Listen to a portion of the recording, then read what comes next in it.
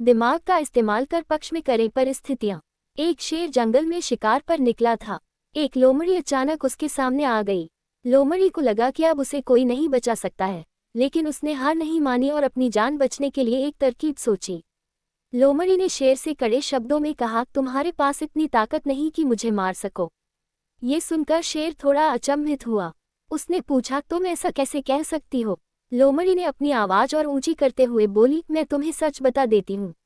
ईश्वर ने स्वयं मुझे इस जंगल और जंगल में रहने वाले सभी जानवरों का राजा बनाया है। यदि तुमने मुझे मारा तो यह ईश्वर के विरुद्ध होगा और तुम भी मर जाओगे। कुछ देर चुप रहने के बाद लोमड़ी ने कहा, अगर विश्वास नहीं हो रहा है तो तुम मेरे साथ जंगल घूमने चलो। तुम मेरे पीछे चलना और देखना कि जंगल के जानवर मुझसे कितना डरते हैं। शेर इसके लिए तैयार हो गया।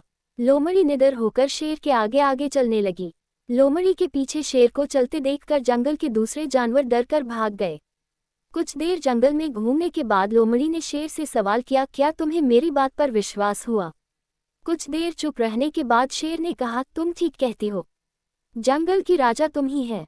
परिस्थितियां कितनी भी विपरीत क्यों न हो, हम अपने दिमाग का इस्तेमाल कर उसे अपने पक्ष में कर सकते हैं।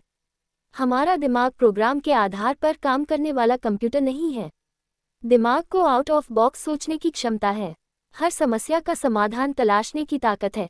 ये तभी संभव होगा जब हम विपरीत परिस्थितियों में भी अपना धैर्य बरकरार रखेंगे।